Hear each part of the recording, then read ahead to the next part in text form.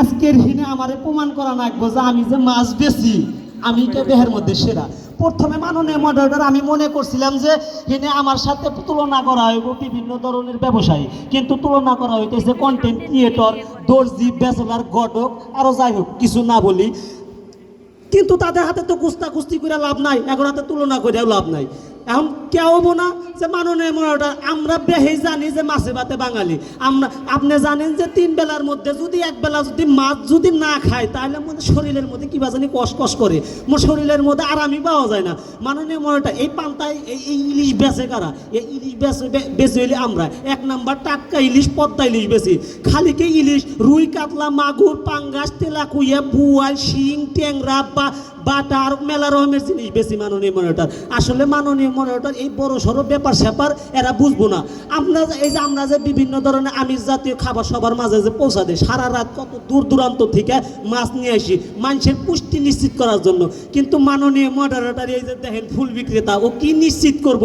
ও দেখেন যে ও কি নিশ্চিত করবো? আমারই কোন ও শয়তানের তো চাচাতো ভাই মাননীয় মডারেটর। এই ফুল রাস্তায় দেখায় কপত দিতে নাড়া দাঁড়ায় সমাজটা নষ্ট করে ফেলাইছে। ও তো ভালোবাসা বেছে না মাননীয় মডারেটর, ও তো নষ্টামি করে বেছে। আবার দেখেন আবার এখানে দেখতেছি যে বাংলার ঘটক, এ তো বাংলার 1 নাম্বার চাপাবাজ মাননীয় মডারেটর। এ তো পৃথিবীর মধ্যে যদি একটা যদি মিথ্যাবাদী জাতি থাকে তাহলে এই ঘটক জাতি আছে। মিয়ার বাপের কাছে ছাওয়ালের কাছে নিয়ে তথ্য নিয়ে যায়, কয় যে আমার ছাওয়াল 1 নাম্বার, সাকিব খান আর এই পোলারে যদি একসাথে যদি মিলান যায় তাহলে সাকিব খানও ফেল করব, কিন্তু দেখা যায় যে বাংলার হিরো আলমের মতো। আবার ছাওয়ালের বাপের কাছে যায় কয় যে মিয়া 1 নাম্বার পরি ঐশ্বরিয়া, কিন্তু দেখা যায় ভারতের রানু মণ্ডলের মতো।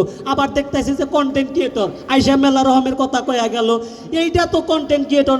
কোন কন্টেন্ট ক্রিয়েটর আল্লাহ ভালো জানে, মুফিলেন্সার নাকি আল্লাহ ভালো জানে। এইরকম কন্টেন্ট ক্রিয়েটর মনে করেন যে টিকটকার অপুভাইও ছিল, আপনার জন্য শুভকামনা রয়ে গেল মাননীয় মডারেটর। এই যে এইটা আবার কেটা বাংলার দর্জি কিছুক্ষণ আগে কয়ে গেল, হে কি বেশ নিজের সেরা প্রমাণ করবো আল্লাহ ভালো জানে। সেদিন আমি তো হুটকি মুটকি মানুষ, সেদিন একটা শার্ট খাপাই বের গেছিলেন, কইলাম যে ভাই শার্টটা খাপাইয়া দেন, এমনভাবে খাপাইছে নিচেও পড়া যায় না বউরে পড়া যায় না। কইলাম যে ভাই এটা না ব্লাউজ তোর বউরে পড়াগা। মাননীয় মডারেটর আবার আইসে রাজনীতিবিদ, এরাই নাকি দেশ চালাবে, এরা তো নিজের বউরে চালাইতে পারে না। মাননীয় মডারেটর একটা কথা মনে করে গেল কন্ত যে রাজনীতিবিদরা সবসময় সাদা কাপড় পরে কিসের নিয়ে গেল? কারণ এরা এত বন্ড যে দল পাল্টাইলে যেন মানে কাপড় যেন না পাল্টান নাকি মাননীয় মডারেটর।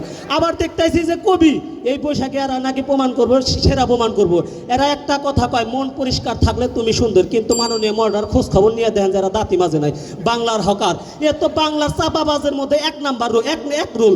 সেদিন বাজারে ওষুধ বেচতেছে যে রানের চিপাই চাপাই খাও যায় ঘাও বানায় ফেলাইছেন, খাও যাইতে এত মজা মনে হয় 100 টাকার কামলা নিয়ে খাও যায়, এইরকম মিথ্যাবাদ। আবার ওষুধ বেচতেছে যে মনে করেন যে ঘাড়ে ব্যথা, ঘাড়ে ব্যথা, মাথায় ব্যথা, হাঁটুতে ব্যথা। আমি কইলাম যে ভাই মনের ব্যথার ওষুধ নাই, ও কথা কয় না মাননীয় মডারেটর। আবার ব্যাচ শেষে আইসে যে ব্যাচেলর, এগর আর কি কমু, এরা যে সেরা হইব কি করে মাননীয় মডারেটর। এগর তো বউ ছাল পাল নাই, এগর বাড়তে যান দেখেন মেলার, এগর বাড়তে যান যা দেখবেন যে আফ্রিকার জঙ্গল, এগর বালিশের উপর যদি একটা যদি মাছি বসে, ওই মাছি আবার ওরার ক্ষমতা থাকে না মাননীয় মডারেটর। তাই মাননীয় মডারেটর এই বৈশাখের মধ্যে আমি সেরা, আমি মাছ বিক্রেতা, আমি সবার মাধ্যমে সেরা। কিসের জন্য? আমি পয়লা বৈশাখের মধ্যে মেলা রকমের মনে করেন যে মাছের রেসিপি তৈরি করা যায়, এটা আমি তো কবার মনে, কারণ আমি তো রেসিপি বানাই না, আমি তো মাছ বিক্রি করি, এটা মেয়েরা ভালো জানে মাননীয়। ধন্যবাদ মাননীয় মডারেটর, ধন্যবাদ সবাইকে। ধন্যবাদ।